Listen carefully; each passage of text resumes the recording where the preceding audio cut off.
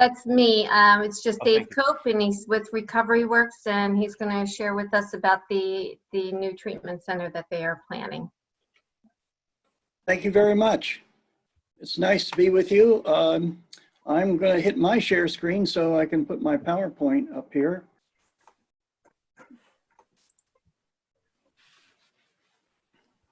Okay. And slide.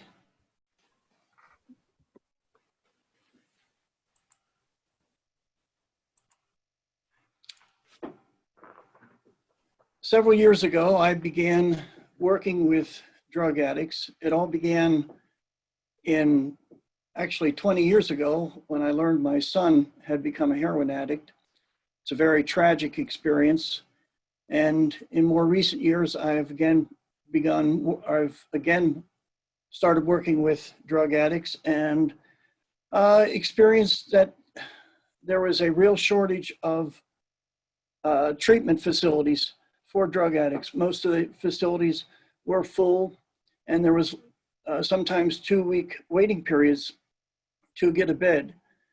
I think most of us are familiar with how serious the problem is here in not only the whole country, but here in Lancaster County.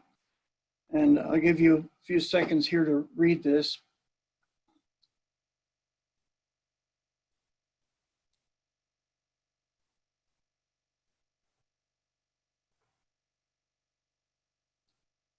And of course, we all hear every day the tremendous tragedy of the COVID that we're all facing. And that's this year, but for those of us that have been working in the problem with drug addiction, this has been a problem year after year after year. I saw this on Facebook this past week and copied it. For those of us that work with drug addicts, we are mindful every week of the people that we're losing to drug addiction and overdoses. This past week at the Rotary Club where I'm a member, Lancaster South, we had a speaker from another facility in the state, and he was citing that how many people they lost just this past week to drug overdose, and it indeed is very tragic. To give a perspective, an illustration, in 2017, that's how many people were lost to drug overdose. Now, in that first slide, I showed 160,000. And of course, it said in the writing there that if you add, every year there's about 70,000 people die from drug overdose. And if you add to that the number of people that also die from alcohol-related deaths, it goes to 160,000. So this is a crisis in our country. But what about here in Lancaster? This is where I've been working, and hundreds have died here locally. Many people that I've worked with have lost the battle in finding recovery from drug addiction. And of course, when people die, it's not just, the tragedy doesn't stop with those people. There are families that are devastated by those deaths. And perhaps even in this group to whom I'm speaking today, you may also have lost family members or friends to the drug crisis. Here's an illustration just showing how severe the problem is in Lancaster. Each of these red dots represents not a death, but a call of the EMTs. The first responders had to go out to all these places because there was drug overdoses that took place. This was part of 2018 and most of 2019 that this took place. When does a statistic become a tragedy? I heard this a number of years ago where someone said, well, if you talk about 1 million people, it's a statistic and doesn't draw much attention. But when it's my child, my family member or friend it becomes a tragedy. And out of tragedy, we formed Recovery Works Incorporated. Those of us on the board that are working to bring about this vision that we have for Recovery Works, we've experienced tragedy in this regard. Our mission is to bring hope and healing to lives shattered by drugs and alcohol. There's not a lot more I can add to that. Hope is so important to a drug addict. If they don't have hope, they're controlled by their addiction. There's just tremendous despair. And I made many trips taking drug addicts to local rehabs, and there were no beds available. They were turned away. Tremendous despair among drug addicts. No drug addict ever wanted to become a drug addict. And some that I worked with, they would just longingly say, if I just want to be normal. But there are great successes that take place. This picture illustrates a young girl that was caught in heroin and meth addiction and how it had ravaged her body. And she was on the verge of death and rescued from that. And then the picture of her 9 months later.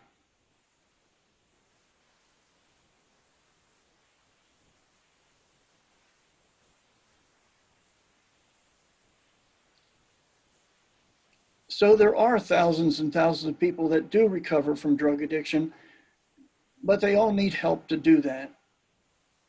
Because every year there's a parade in Philadelphia where those that have recovered from drug addiction march in that parade to celebrate their recovery.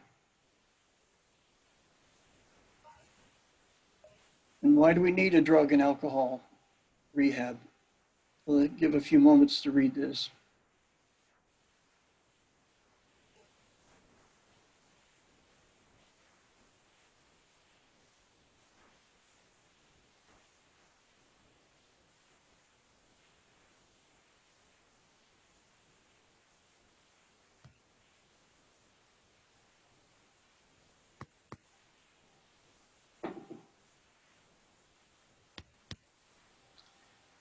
So what are we doing about the problem? Well, we've purchased a 7-acre plot of land, and we've begun the tedious project of obtaining a license from the Department of Drug and Alcohol Programs, and we are designing an 80-bed facility. William Charles Folks is our vice president and a highly qualified individual.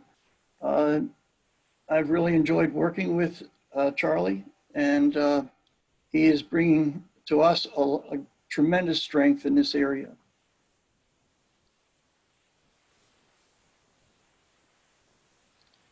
What's he doing? Well, with anything that's done with the state, it takes hundreds of documents to obtain a license to operate a drug and alcohol inpatient treatment facility. So he is writing all of the policies and procedures. And over the past year, you can see the amount of documents that he has created for this licensing effort. Well, we've also been designing a building. We took this as our model. It's a old stone mill that's over in York County, and this is how we're going to have our building look.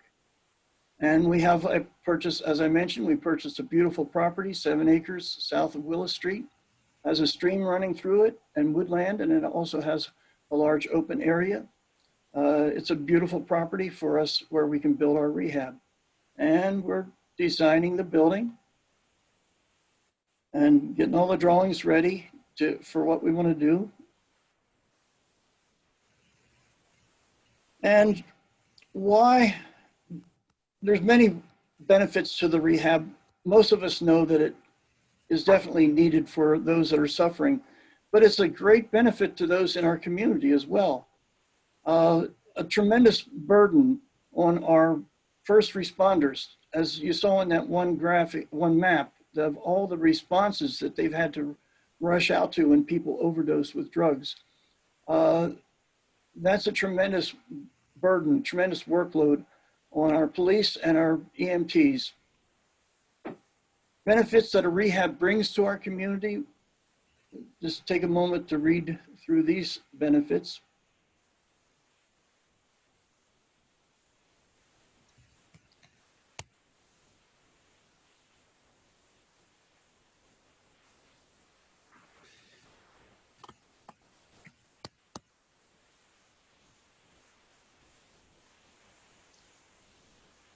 A rehab brings a tremendous number of benefits to our community. So while I'm presenting Recovery Works to you and tried to do it as quickly and efficiently as I could, but we need the help of the community. Our task is very daunting. As a public charity, we do not have grants, investors, or foundations supporting us. We need community support. So by letting all you folks know that we're networking, we're letting everyone know the need that we have, that we're working to build and bring to our community. And this is, now of course I can send this PowerPoint presentation to your leader, and he can share this contact information with each of you. I'll stop the screen at this point and take any questions you have.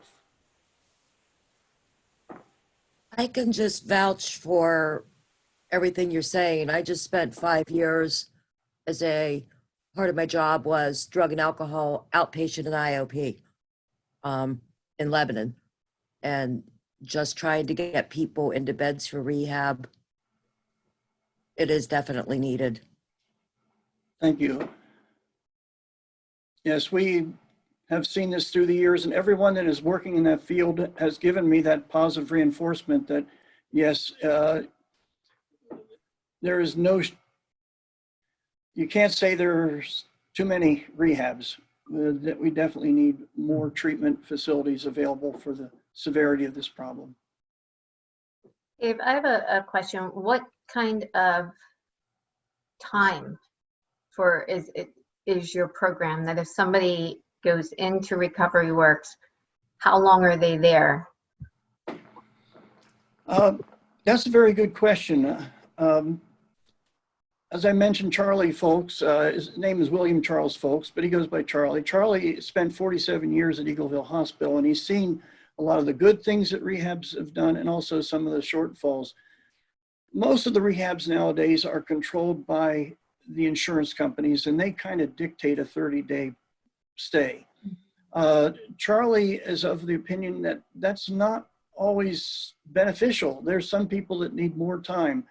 That's one reason we chose to be nonprofit, because if our people that are assessing the need of the person determine that that person needs to be there longer than 30 days, maybe the insurance company stops paying at 30 days, but the person would stay there until we feel it's appropriate, you know, that they've received the help they have needed, that it's a good time for them to move on.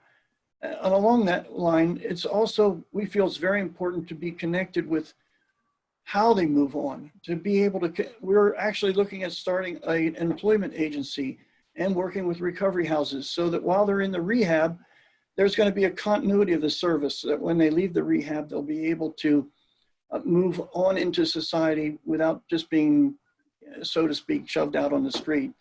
A lot of people in addiction need more support than what they find. Many of their families have been horribly destroyed, and so they need a lot of support as well. But I hope I answered that question. I kind of divulged a little. Yeah, you did. And Glenn had a question. How much will the total project cost to get it up and running, and how much to operate each year? We just got an estimate back from one builder. Well, let me just start with this. The architect told us that we needed about $150 a square foot. We have 15,000 square feet, and we have a mortgage on the property. So we're looking at about $2 million to get it up and going. But one estimate we got back said a lot more than that. So we're still trying to get some more estimates. on that, but probably somewhere between $2 and $3 million to do the entire project. The operating, the revenue that we expect to receive from the insurance companies for a facility that large would be somewhere in the neighborhood of $7 or $8 million. Operating expenses should, as a nonprofit, we're hoping that obviously we can stay less than that amount of money to operate it. We estimate about $6 million to operate it, and we're hoping that between insurance and as a nonprofit, having gifts from the various people, that we'll be able to successfully finance the whole project.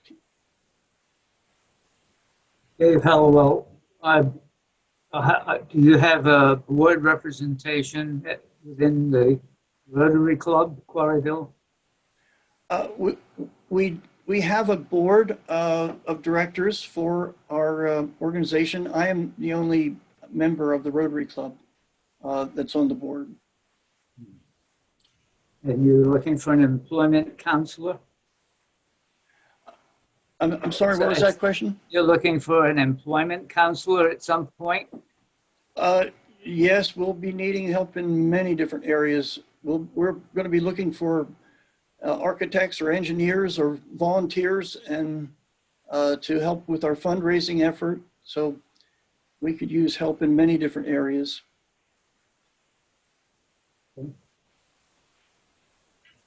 Dave, regarding employing, even if temporary, you may have heard of Tempo Clubhouse at Community Services Group, as well as occupational development services for these kind of situations, people trying to re-enter into meaningful employment. Mm-hmm. I have not heard of those, but perhaps I can contact someone there to get that information from you. That's very, I'm glad to get this feedback. As you may know, my background is in construction, and I have a custom cabinetry business. So that's my background, but in recent years, I've been working as a volunteer recovery coach, and that is what led me to get started in this project. And of course, I'm trying to draw upon as many professionals as I can to fill in all the gaps of information that we need. Dave Hallowell again. I spent 40 years in the rehabilitation field and would be happy to help. I'm a little bit too old to do the job myself, but I'll help you find people if that would help. Yes, that'd be very helpful. When I share this PowerPoint, you will have my email address, and any of you that wish to reach out to me with suggestions or this information that was shared, I would greatly appreciate that. I have a question.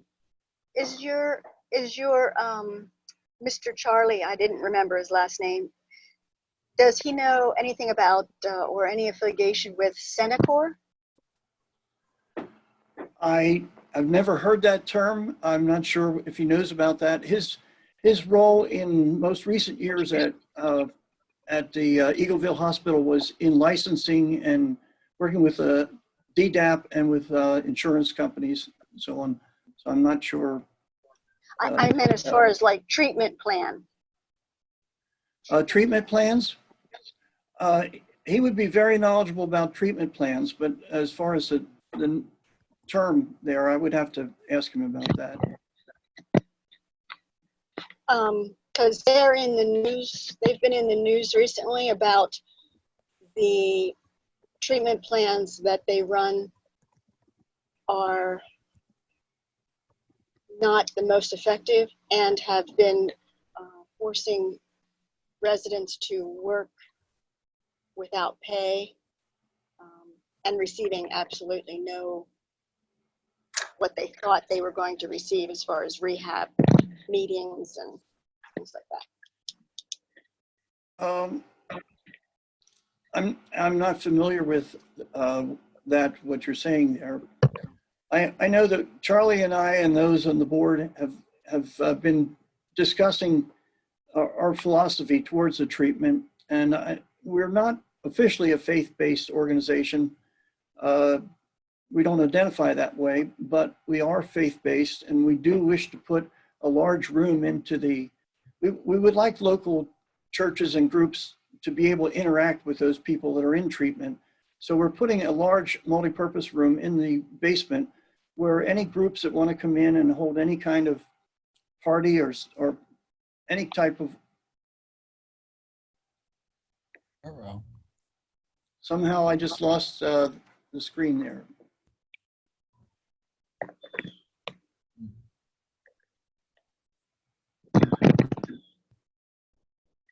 So Ken, we're seeing your screen. There should be a red stop.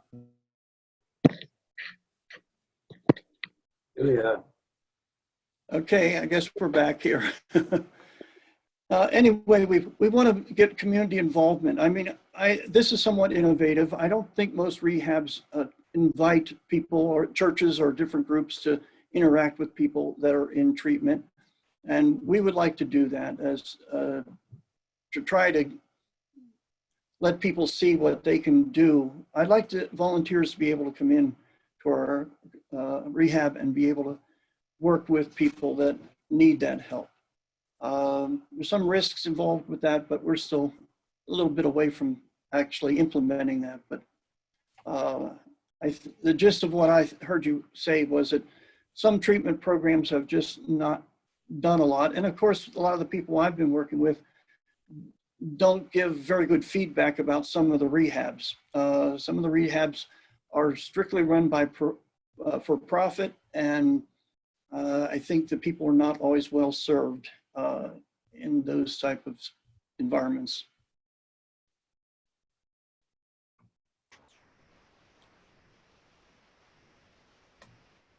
Any other questions? Yeah, I'd like to say something. Dave, can you hear me? I hear you. Okay, I don't have the audio on the screen, but as another parent with a daughter who passed away 2 years ago, the same disease, I appreciate you speaking here and continue to do that, not just Rotary clubs everywhere.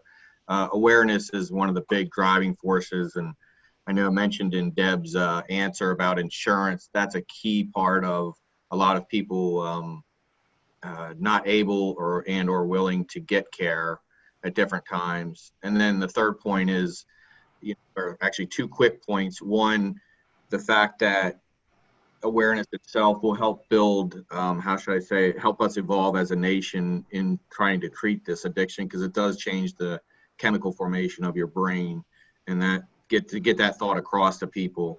And then the final thing is, I'm more than happy. I did connect with you on LinkedIn while we were speaking, but I'm more than happy to help in the cause. I did connect with Charlie already in trying to speak to people who, how should I say, have not been personally connected, because as you know, that changes the dynamic of how you view the situation, both from a private and a public point of view. So if I can help from that aspect, I'm more than happy to do so. That's all I wanted to mention. So it's crucial, and I thank you again for speaking today. Yes, thank you. I'm sorry for your loss. May I ask, have you reached out to the local media? Because I don't think they've been doing real great coverage on what's been going on. I follow like a lot of like the police reports and scanner news because I used to be a newspaper reporter, but they're having overdoses like daily in Lancaster. Yes. Be the time to, I don't know, get some media coverage of your efforts because it's such a huge issue right now? That's an excellent point and very much on my mind. I wish that I had a media expert that could do that for us. I struggle. This is my second PowerPoint I've ever done. I had a young helper teach me how to do this. Like many of you, this technology is somewhat challenging. And also trying to think about trying to contact the media. I think, well, what do I say to them? How do I present that? What pictures do I use? All of this is a challenge, but we keep working away at it, and we keep contacting various people that jump in and help with the project. So if you have any experience in contacting the media, please contact me. I will, like maybe could help you, like maybe with a press release or something to just try to get them, you know, Right. like I so think to it do a is story. essential that the media knows what we're doing and we Mhm. get the word out. That this, I have a mentor from SCORE. He's also, I think, a 13-year member of the Lancaster South, Chuck Solwicki, if any of you know Chuck. And he has been giving me lots of direction, and he has pushed that I need to go to the media and get news releases out on what we're doing. And he's been a tremendous help. I wouldn't be this far if it wasn't for a Rotarian and a SCORE member, Chuck, giving us the help to do what we've been doing. I just want to say, I think your PowerPoint was very well done. Good job. I do too. Well, thank you. That old dog new tricks thing, it worked. So don't apologize for it. All right, thank you. So we're nearing 1 o'clock. Maybe there'll be one last question, but Dave, I just wanted to mention our club is very, very active with this cause. We have a golf tournament for 3 years. Well, it wasn't held this year, but you know, and we funneled a great deal of money into Lancaster County joining forces, and that's a really great opportunity for your organization and many like it to get a larger umbrella of support. So I obviously you've heard of them, and we've also done local initiatives with our students in school. But we just really appreciate your time here. And is there one last question, maybe? We can go a few more minutes if you wish. Seeing there are no last, I'm saying it really slowly so I don't cut anybody off. Are you going to be taking like insurance, medical assistance, Medicare, or haven't you decided that yet? We will be looking for Medicaid. We'll be looking for the single county authorities, in other words, the county money, as well as the health choices providers, and also looking for sponsors that would help pay for those people, because we want to take walk-ins. And if they don't have insurance, we're not going to. The one person that I was trying to help in 2016, we tried to get them help. They actually got turned away from a medical facility where we were trying to get them a Vivitrol shot, and 1 week later, the person was dead. No one should be turned away. No. No one should be turned away. And for people who don't know, the SCAs, that's by the county, and you can apply for people who don't have insurance or whose copay would be so prohibited that the local county then will fund the drug and alcohol treatment.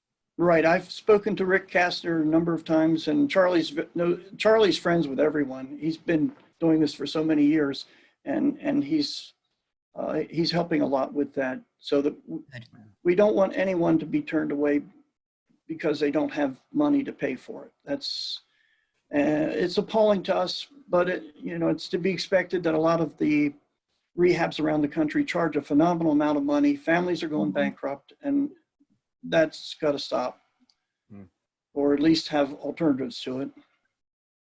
Well, Dave, we all want to cheer you on. We can all hand clap maybe now, whether it's heard or not, but we really support what you do. And thank you so much for speaking with us today. Everybody have an excellent weekend, and we'll see you all next time around.